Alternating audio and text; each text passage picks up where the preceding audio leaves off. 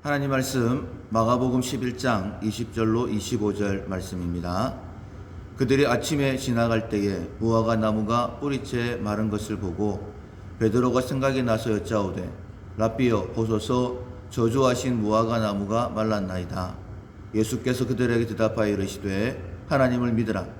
내가 진실로 너에게 이르노니 누구든지 이 산더러 들리어 바다에 던져지라 하며 그 말하는 것이 이루어질 줄 믿고 마음에 의심하지 아니하면 그대로 되리라. 그러므로 내가 너희에게 말하노니 무엇이든지 기도하고 구하는 것은 받은 줄로 믿으라. 그리하면 너희에게 그대로 되리라. 서서 기도할 때에 아무에게나 혐의가 있거든 용서하라. 그리하여야 하늘에 계신 너희 아버지께서도 너희 허물을 사하여 주시리라. 아멘. 끊임없이 배운다 라는 제목으로 함께 은혜의 말씀을 나누겠습니다. 1월의 품성은 지혜입니다. 하나님의 관점에서 보고 반응하는 것이죠. 실천상 오늘까지 10가지입니다.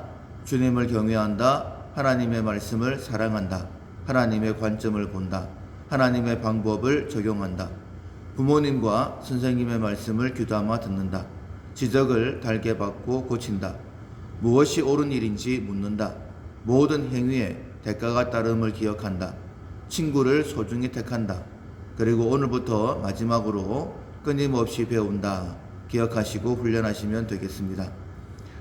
예수님의 공생의 마지막 일주일 동안 있었던 일입니다. 예수님은 주로 성전에서 많은 시간을 보내셨는데 저녁에는 예루살렘 성 근처에 있는 베다니 나사로의 집에서 쉬셨고 아침에 성전으로 가셨습니다. 1절부터 11절까지 보면 나귀를 타고 입성을 하시죠. 그리고 베다니 나사로의 집으로 가십니다. 이튿날 베다니에서 나와 성전으로 가실 때에 배가 고프셨어요. 마침 잎이 무성한 무화과 나무를 발견하고 가셨는데 열매가 없음으로 인하여 실망하셨습니다. 그런데 13절에 보면 때가 아니었다라고 말씀하시죠. 당연히 열매가 없습니다. 그런데 14절 예수님께서 나무에게 말씀하여 이르시되 이제부터 영원토록 사람이 네게서 열매를 따 먹지 못하리라 하시니 제자들이 들었다라고 말씀하고 있습니다. 결과 무화과 나무는 뿌리부터 말라 죽었죠. 예수님께서 왜 이런 비상식적인 일을 하셨을까? 제자들에게 특별히 가르치고 싶으셨던 것은 무엇일까? 예수님은 마지막까지 가르치려고 하셨고 제자들은 끊임없이 배워야 했습니다. 지혜라는 것은 다시 한 번 더 말씀을 드리지만 하나님의 관점에서 무엇을 보는 것입니다. 하나님의 관점에서 무엇을 꼭 봐야 했었을까? 결론은 용서입니다. 다음날 아침에 가보니 무화과 나무가 바짝 말라 있었죠. 베드로가 예수님, 저주하신 무화과 나무가 말랐습니다 라고 이야기를 하자 22절 하나님을 믿으라. 내가 진실로 너에게 이르노니 누구든지 이 산더러 들려 바다에 던져지라 하며 그 말하는 것이 이루어질 줄 믿고 마음에 의심하지 아니하면 그대로 되리라. 그러므로 내가 너에게 말하노니 무엇이든지 기도하고 구하는 것은 받은 줄로 믿으라. 그리하면 너희에게 그대로 되리라. 더 이상 설명이 필요 없는 그런 말씀이죠. 큰 의미로 보면 기도에 대해서 말씀하고 있습니다. 믿음으로 기도하고 의심하지 않고 끝까지 기대하며 기다리면 응답받는다라는 것이죠. 응답받는 기도의 세 가지 요소 기입니다. 기도하고 기대하며 기다리면 응답받게 됩니다. 그런데 나무를 말라 죽는 기적까지 행하셨던 이유가 그냥 기도뿐이었을까? 예수님께서 제자들에게 꼭 가르쳐주고 싶으셨던 진리, 제자들이 꼭 배워야 했던 진리는 무엇일까? 기도 가운데 특별히 용서이다라고 앞서 말씀을 드렸습니다. 하나님의 관점에서 형제를 용서할 때에 내 죄가 용서받는다라는 믿음이 있어야 합니다. 믿음으로 형제를 용서하면 내 죄가 용서받게 되는 거예요. 결과 하나님과 나 사이의 관계가 회복되어지고 기도가 응답되는 거죠. 문제가 해결되는 것입니다. 그래서 이어서 이렇게 말씀을 하십니다. 서서 기도할 때에 아무에게나 혐의가 있거든 용서하라. 그리하여야 하늘에 계신 너희 아버지께서도 너희 허물을 사하여 주시리라. 왜 기도할 때에 형제의 용서를 믿음으로 해야 할까? 내 죄가 용서받는다라고 하실까? 하나님과 우리 사이를 가로막는 것은 죄입니다. 죄가 있으면 응답받을 수가 없죠. 이사야 59장 1절 이하에 여호와의 손이 짧아 구원하지 못하심도 아니요 귀가 둔하여 듣지 못하심도 아니라 오직 너희 죄악이 너희와 너희 하나님 사이를 갈라놓았고 너희 죄가 그의 얼굴을 가리어서 너희에게서 듣지 못하게 안으시게 함이니라 라고 말씀하셨어요. 그래서 기도보다 형제 용서를 먼저 말씀하시는 것입니다.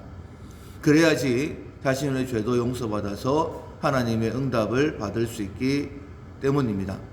하나님과 우리 사이를 가로막고 있던 죄의 문제가 해결되기 때문이죠. 하나님 앞에 가장 큰 죄, 용서받지 못하는 죄는 마가복음 3장 29절에 보면 성령을 모독하는 죄라고 말씀하고 있어요. 누구든지 성령을 모독하는 자는 영원히 사하심을 받지 못하고 영원한 죄가 되느니라고 말씀하셨습니다. 성령께서 하시는 일은 말씀을 깨닫게 하셔서 예수님을 믿게 하시죠. 따라서 예수님을 믿지 않는 것, 성령을 모독하는 것입니다. 사하심을 받지 못하고 사망에 이르게 되죠. 또한 예수님을 믿는다고 하는 자들에게는 말씀을 통해 죄를 깨닫게 하시고 회개케 하십니다. 그런데 회개하지 않는 것 역시 성령을 모독하는 자이고 사함을 받지 못합니다. 따라서 깨닫게 하실 때에는 반드시 회개해야 됩니다. 1만 달란트 빚진 것은 탕감받을지라도 100데나리온은 용서 못하면 다시 갚아야 하는 것이죠. 그래서 표면상으로는 1만 달란트가 훨씬 큽니다. 그러나 사함을 받지 못하는 것은 100데나리온이다라고 분명히 말씀을 하셨죠. 우리는 은혜 아니면 살아갈 수 없는 그런 존재들입니다. 그럼에도 불구하고 마치 하나님 없이 살 수 있는 것처럼 살다가 큰 문제 앞에서 한계를 느끼고 기도하죠. 그런데 기도할 때에 피로를 구하는 것보다 죄의 문제를 먼저 해결해야 된다라고 말씀을 하십니다. 어떻게 해결할까? 형제를 용서하라라고 말씀하시죠. 형제를 용서하면 내 죄도 용서받는다라는 믿음을 가지고 형제를 용서해야 됩니다.